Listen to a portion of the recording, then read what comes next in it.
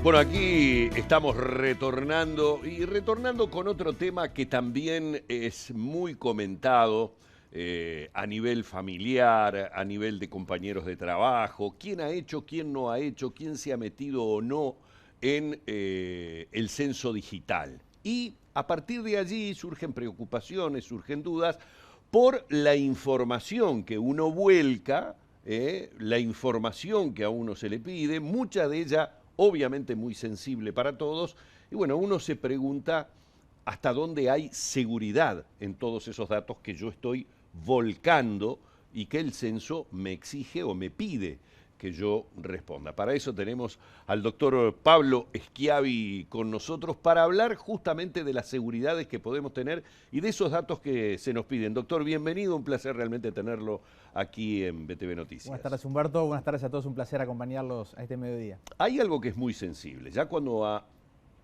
tengo que volcar, por ejemplo, como información, el número de la cédula de identidad, evidentemente me genera preocupación. Pero hablamos de algo que es el secreto estadístico. ¿Cuál es el alcance que tiene? ¿Qué seguridad yo, como ciudadano, tengo que esa información que estoy volcando está amparada dentro de ese secreto estadístico? Bueno, bien, acá lo primero que tenemos que señalar, Humberto, es que quien está a cargo, digamos, del censo digital desde el punto de vista institucional y jurídico, claro, es el Instituto Nacional de Estadística, que obviamente depende también de Presidencia de la República, y ahí hay todo un marco regulatorio donde se regulan las competencias que hace el INE, etcétera, y desde hace muchos años toda la información que recopila o que le llega al INE para el cumplimiento de sus cometidos está amparado por el llamado secreto estadístico. En nuestro país conviven varios secretos, secreto tributario, secreto profesional, secreto bancario, donde existe una legislación muy rígida en caso de violentar esos secretos por parte de los funcionarios públicos que tienen la responsabilidad de manipular esos datos. O sea que ahí,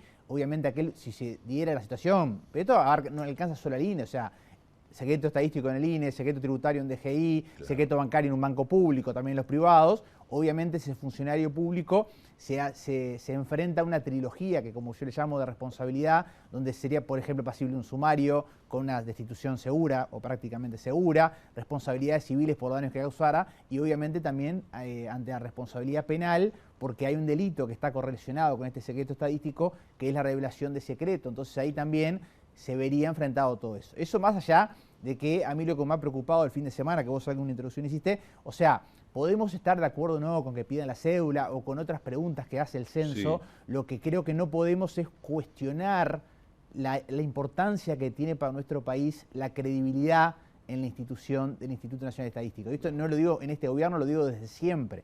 O sea, si nosotros generamos o sembramos dudas sobre la información que se le va a dar el INE, sobre lo que va a hacer el INE con esta información, en este caso puntual del censo o con cualquier otra información, nos ponemos como en otros países que me acuerdo cuando publicaban determinadas, la tasa de inflación, etcétera, nadie le creía y creo que ahí nos estamos dañando todos como país, ¿no? Claro, lo que sucede es que de alguna manera, y es entendible en el ciudadano que así acontezca, acá se viene a cruzar una fuerte campaña que se viene realizando desde hace mucho tiempo con respecto al cuidado que tenemos que tener con nuestros datos personales y por el otro lado, a ver, se cae de maduro cuál es la respuesta, depende quién me los pide. Bueno, pero lo que sucede es que nos hemos visto enfrentados a páginas que se clonan con organismos oficiales, con cuestiones. Entonces hay un temor, si se quiere, fundado en la población de decir, bueno, pero me están pidiendo datos que son muy importantes. El de la cédula de identidad, por ejemplo, tal vez es el que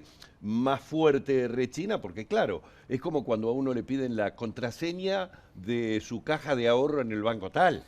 Bueno, a ver, ahí tenemos dos cuestiones. Sí. O sea, primero, plantear, yo justo hice el censo el viernes pasado, o sea, el censo, la cédula la están pidiendo y en forma atenuada, diría, si lo haces en forma digital. Digital, claro. O sea, para ingresar, que igual se hace también con el tema de la UTE, está vinculado a la cuenta de la UTE, y después, cuando uno carga el formulario digital, en algún momento vos, el que está llenando el formulario, va a completar los datos de los miembros, de quienes integran el hogar, y ahí es optativo de la persona identificarlos con nombre y cédula. O sea, si no pones la cédula, vos podés seguir adelante con el formulario. O sea, no es que se te cuelga la pantalla si no pones la cédula. Después, si optás por hacerlo presencial, cuando termine el tiempo, creo que es el 17 de mayo, que ya no se puede hacer más en forma virtual y es obligatoriamente presencial, ahí directamente no pasa nada con la cédula. Obviamente no tenés la ventaja que tenés en el digital de que lo haces cuando querés, desde donde querés y a la hora que querés. Después tenés que coordinar con el censista. Después, el tema de la preocupación de la cédula, yo creo que hoy, en el mundo hiperglobalizado, nosotros no podemos pensar con lo sensato que dijiste en el sentido de los riesgos que se corren, pero riesgos corres cuando le das la cédula a tu banco, a la DGI, a tu mutualista, a tu seguro de salud. O sea, ¿quién no tiene hoy tu cédula, Humberto? O sea, regular por el riesgo, y yo creo que entramos en una paranoia que no tiene mucho sentido. Aparte, si yo te pregunto a vos, ¿quién hoy te otorga la cédula de identidad? Es el propio Estado. Exacto. ¿Y a quién se la estamos dando cuando llamamos el censo? Se la estamos dando al propio Estado. O sea que creo que es una discusión que yo no le encuentro, respeto obviamente las opiniones distintas, pero no le veo tanto problema cuando hoy nuestra cédula está en todos lados. Claro. Que no quiere decir que esté bien eso, ojo, pero es el propio Estado el que te está pidiendo la cédula, que es el que te la emite. Obviamente es el Ministerio del Interior el que te la emite, pero en este caso, o sea, sería lo mismo. Y uno brinda un montón de datos en ese censo digital. Empecemos por el tema de ese famoso número que te mencionabas recién, el número de la UTE, en donde también hay un titular en la UTE que tiene un nombre, que tiene un apellido, que tiene un domicilio y, o casualidad, también tiene la cédula. Exacto. Para que no te pidan la cédula tendremos que volver al censo como hacía hace 10 años, donde no teníamos las herramientas digitales que tenés ahora. Hoy el tema de la cédula, hoy todas las bases públicas intercambian información, tienen la cédula nuestra. Y ojo, lo que no se puede hacer, sí que eso es importante, que viene relacionado con lo que hablamos al principio del secreto estadístico, que está relacionado ahora sí con la protección de datos personales, es que el Instituto de Estadística que recibe la información que nosotros le damos con objeto del censo, no puede usar esa información para otra cosa que no sea para los fines del INE.